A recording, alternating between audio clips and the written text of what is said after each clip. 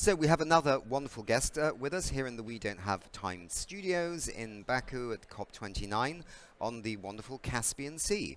It's Baroness Sheehan, and she's chair of the House of Lords Environment and Climate Change Committee in the United Kingdom. Tell us a little bit about your work, and particularly this focus that's now coming on methane. Excellent.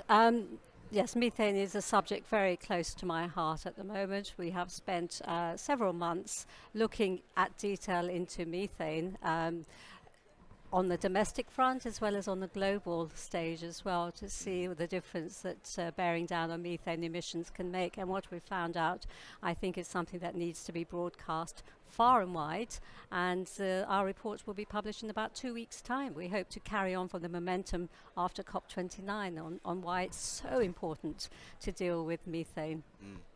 It's interesting, isn't it? Because, I mean, the science has been around for donkey's years, but Yeah. it seems like, like everything in life, sometimes it has, at the moment arrives. Why do you think that is with methane? Um, I think that's such a good question. I think for a while we've been concentrating on carbon dioxide. Carbon dioxide is responsible for, we've got about 1.3 Celsius of warming at the moment. Hmm. 0.8 of that is attributed to carbon dioxide, but a whopping zero point 0.5 Celsius is attributed to methane. And I don't think that's fully appreciated how potent a greenhouse gas methane is compared to carbon dioxide. So for ton, methane will give you a global warming 80 times greater than carbon dioxide. It's It's present in smaller proportions, which is great. And the thing to take away from methane is that it is short-lived. It's carbon dioxide can stay in the atmosphere for a couple of thousand years. Methane it's more or less done its damage in the first 10, 12 years of its lifetime in the environment, and after that it peters away. So if we can bear down on methane emissions early and rapidly, then we can really slow global warming. I think there's some information in the report where Professor Piers Forster, who's the interim chair of the Climate Change Committee, which oversees the UK's delivery of our net zero target, says that in the next couple of decades, we can, if we bear down on methane, we can stop the rate of cooling from 0.25 Celsius per decade to 0.1 Celsius per decade. We can buy time if we act early. Buy more time.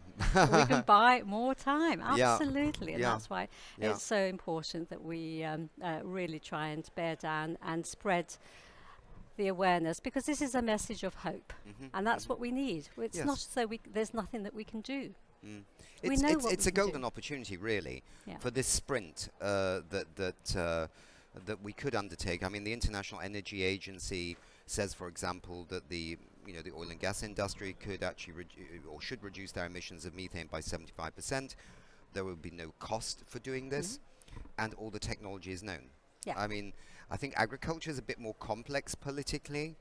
But certainly oil and gas industry, waste and landfills all around the world emitting methane.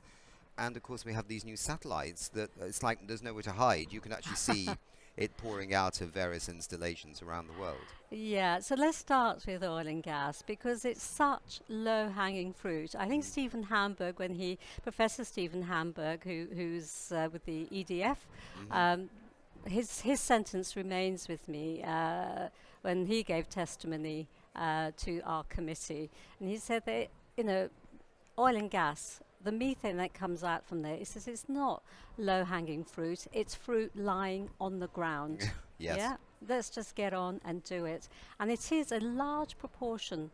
Agriculture and the oil and the energy sector are on a par, actually, with their global contribution to methane. And certainly with, as you say, with the oil and gas industry, it is such a no-brainer, because, as you say, the technology is well known. We just have to grab it. We just have to capture that methane that's currently spewing out of those flaring and venting chimneys, those dreadful things causing dreadful pollution as well, we Absolutely. can capture that methane. It has a value. It's natural gas. It's what fires a lot of the cookers, the gas cookers and gas boilers, etc. It has economic value. Yeah. And the fact that the industry are unable to take that opportunity because they are resistant to change. This is just the way they've always done it. And even though there's economic value, they have to be, I think, once they have to be made to walk the walk here. So right now, as you may know, in the United States, Canada, and increasing numbers of countries, even Nigeria and now Kazakhstan, looking at it, regulations, and then the European Union has these regulations, as I'm sure you're aware, which is on if you bring gas or export gas into the EU, that you have to somehow demonstrate that you're cutting the methane losses, you might say, from your operations. Your select committee, your report will go to the government, I presume. It goes directly to the government. Yeah. The government has to respond, make an official response to that report, and the report will be debated on the floor of the House of Lords, and we hope that the message will go out far and wide. Right. So you're hoping that the UK government, which is being quite ambitious now with its new national climate plan, its new nationally determined contribution, the plus 80%, might look at this report and say, okay, maybe there's something in this to assist the UK, to its very ambitious target. Yeah, absolutely. And one of the UK hasn't.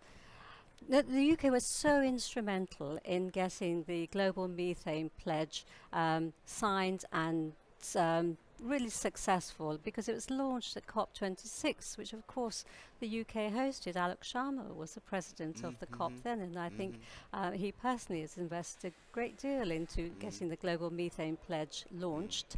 But since then, we haven't done as much, I don't think, on the global stage as we could have done in the UK, because we have a fantastic story to tell.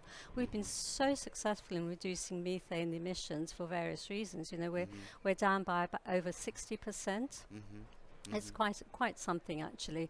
And so it's just getting that message out there and saying to this government, look, there are things that you haven't done, like you haven't published the UK methane action plan.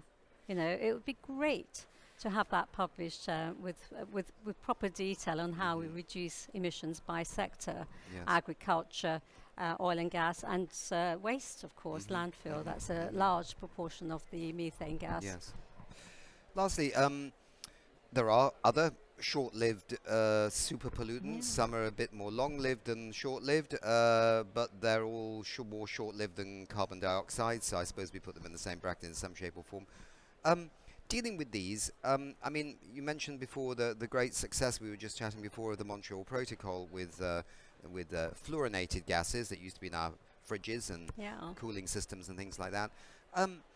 Is there an argument to at least discuss and consider some kind of protocol for these other short-lived pollutants, like, for example, nitrous oxide, which is a very strong global warming gas, of course, along with methane? Indeed, and I'm so glad you brought up the Montreal Protocol, which in the late 80s was a huge success. And it was a success because the ozone hole was visible from space. We knew what caused it, we knew what to do to stop it. The world came together and acted as one. And where there's that political will and leadership and determination to solve a problem, the world can do it. So I have great hope that we can do this again at climate change. We're at a point, I think, where we can see what is happening. There is no longer any doubt, any room for any doubt that climate change is here with us and accelerating. It really is. We're hurtling towards the 1.5 and then possibly the 2. Yes, we can't let that happen. We can't let that happen, absolutely. and we know what to do. We have the model for Montreal Protocol. Why not apply it? It's a no-brainer to these other short-lived but extremely potent greenhouse gases. Whose concentrations are increasing, and this is something that we have to take away. We know the damage these things are doing, and yet the concentration of methane, nitrous oxide, the HFCs, etc., are going up. Yeah. Thank you very much indeed, Baroness. That was very enlightening, and best of luck with your work. Thank you very much, Nick.